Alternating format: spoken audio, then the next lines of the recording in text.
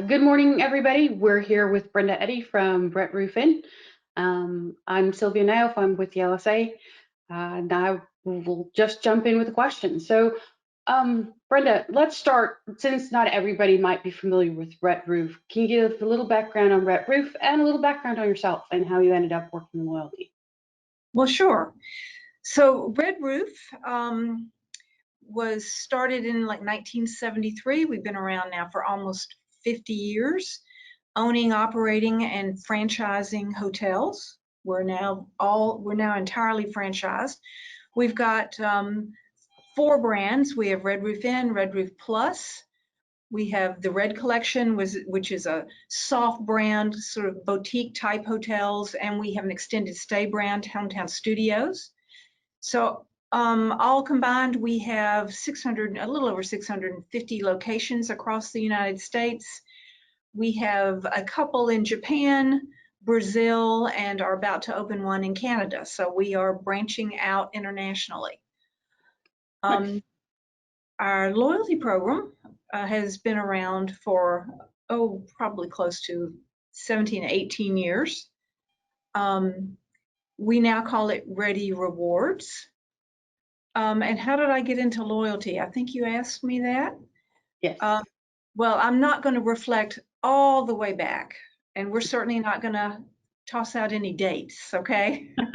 Okay. That's just not fair. I've been working in hotel marketing for virtually my entire career.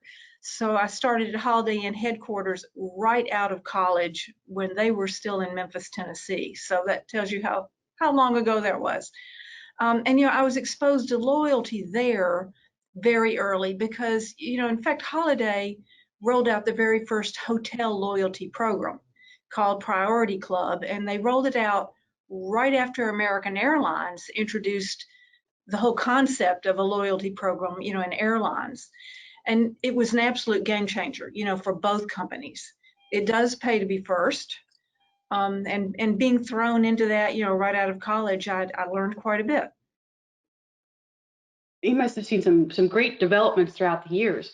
So you just mentioned it's now called Ready Rewards. So I understand you just relaunched the loyalty program. So what kind of changes did the program go through at the time? We did. So thank you for asking, Sylvia. We really relaunched it about 2 years ago, a little over 2 years. The program previously was known as Ready Card. And we knew it was time to make some enhancements to freshen it up. Ready Card had been really focused on free nights as the only redemption option.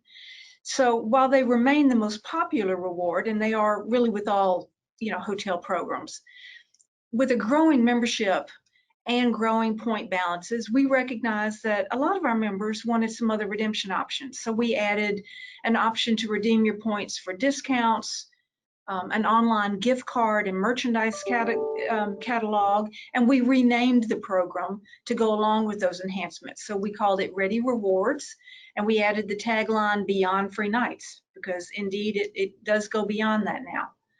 And we added one very unique feature that we call Ready Access.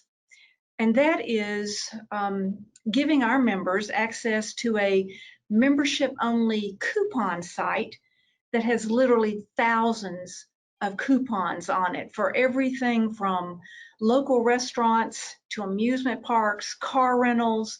You can even find a discount on childcare and valuable services, both local and on a national level.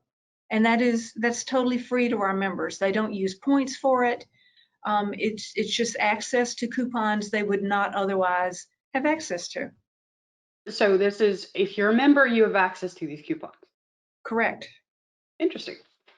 Well, yeah, so that's a new development, and I'm sure more interesting rewards might get you exactly what you're looking for, more loyalty. Yeah. Obviously now with COVID and the pandemic, we have less travel, probably less stays. How do you see this reflected in your daily going-ons? Well, I mean, it has clearly affected everybody, particularly in the hotel and travel industry. We did what virtually everyone did, and the obvious. We suspended any points expiration due to travel restrictions. And then, we really focused on programs that would address needs that we identified in the total marketplace, not just for members, but for all travelers out there. Of course, we all, put in place very special cleaning protocols. We kind of raised the bar. We put up things at our front desk to help separate people. We did all of those things to make things safer. One thing about Red Roof is that we still actually have a lot of exterior corridor properties.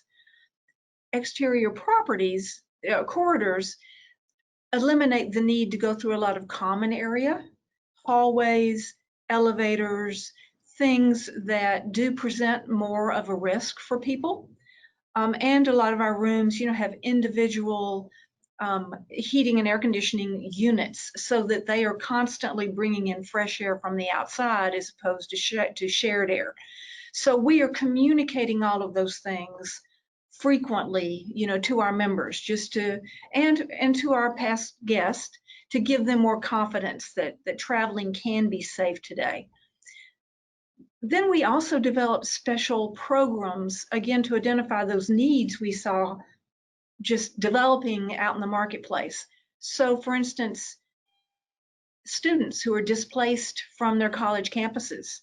Mm-hmm. So we developed special programs for them, weekly rates, special discounts, just to recognize that. We, as many hotel companies did have an allotment of free rooms available for first responders. We actually added a special rate for first responders who just needed a place to refresh during the day, during longer shifts. Mm-hmm. Then we also rolled out special day rates to people like truckers who really were and still are essential workers, because a lot of truck stops began closing. So we opened up day rates for them so that they would have a place to stop, get a few hours sleep, take a shower, get refreshed before they got back on the road.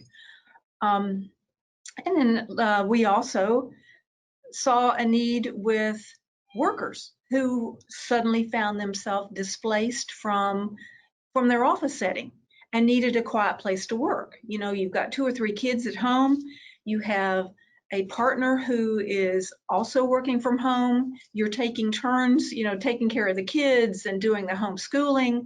So we opened up these day rates for those people as well, so that they could have a few hours to go and sit in a quiet setting just for work. I think a lot of the things you just mentioned are very interesting. I mean, I'm in Orlando. Obviously, parks closed down, the big theme parks, and there were thousands and thousands of people that worked there, including international crew members who were kind of stuck, and they were actually kicked out of their dormitories here, and they probably took up the offers that you had out for them for long-term stays.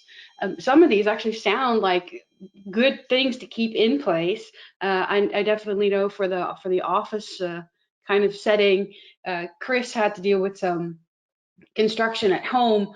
So yeah, he would leave home to go to a hotel to also have good internet connection, but exactly that peace and quiet that you're looking for. Yes, absolutely. It's been pretty successful for us. Did that garner a lot of new loyalty reward members? Did you see any kind of change in that because of these new offerings, or not so much? It's kind of hard to tell because, with just overall traffic being down, either through our properties or through our contact center, of course, new enrollments in the program went down as well. But so I couldn't really say that was specifically because of, those people coming in.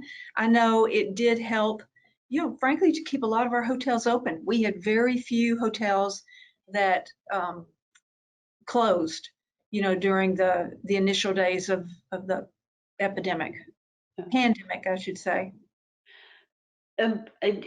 what you just mentioned that yeah, you're seeing traffic is down. So what's kind of what we've been discussing these Mhm. last couple days during the conference is obviously with traffic down, that fraud numbers look to be lower. And I'm using the words look specifically because is it really lower or are they just laying in wait? So what kind of fraud have you seen in your program? Like policy abuse issues or something else? And has any of that changed, or do you see a same kind of lull, this pause in everything going on? And then if it is a pause, are you preparing for if everything picks back up again to kind of have to put up your, your defenses a little bit more? Right. It's interesting that you bring that up because I notice, in my personal life, I've seen more attempts at fraud on credit cards. I know I'm seeing, well, even here in the office, we see more phishing attempts, through email. Because fortunately, with our program, we've always had an extremely low level of fraud. And we have not seen that change in the last 7, 8 months. Um, our rules are pretty tight. We initially didn't have some of the features that I think kind of can invite fraud. We don't have points transfer between accounts, some of those kinds of things. It's a much more simple program. So we've never seen a lot.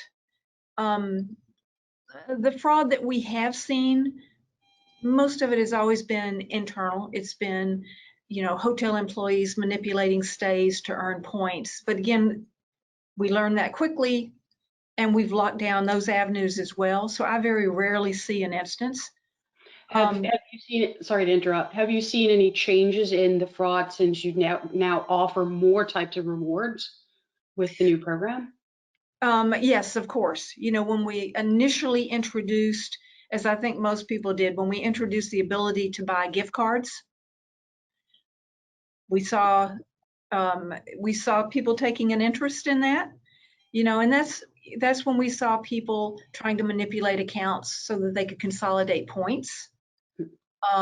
But we've been pretty much able to shut that down successfully. So you're not anticipating any big waves of anything coming your way.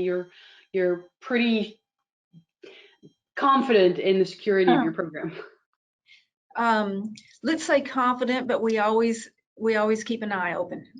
Good. Yeah, yeah, yeah. That's the way it should be. We look at redemptions every single day, and kind of check them, at least spot check them to make sure that nothing is going on. And in addition to what our IT resources do, of course, they've been very successful in shutting down any kind of mass bot attacks.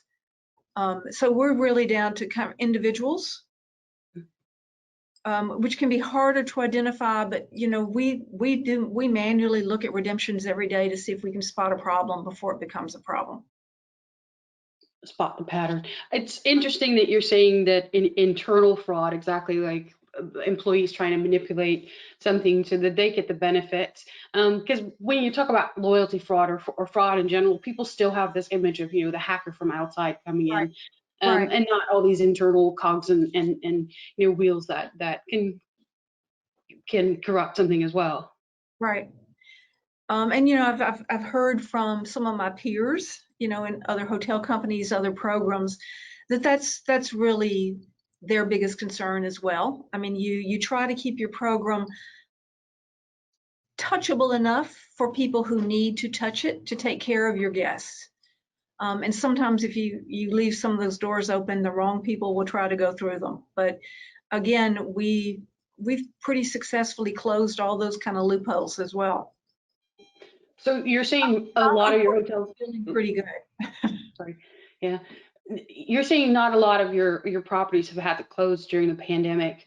But on the backside, so like IT and you yourself, um, working from home, because that's something else that we're seeing. Is since everybody's now working from home, you have different networks, less security, different security, different ways of logging in. Have you experienced anything on that side? Not other than what I mentioned. I mean, we're all seeing more email phishing going on for credentials. Again, let me also say, and a lot of hotel companies do this because we are, nationwide, and we have people in the field everywhere. We have people in hotels in 48 states.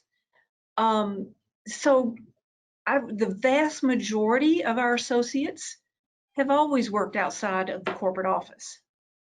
Okay. So that's nothing new. It's kind of It's not really new. Now, as you guys have, I know you have a lot more team meetings, you have a lot more video meetings than we ever thought we would have before, but they work really well. Life goes on.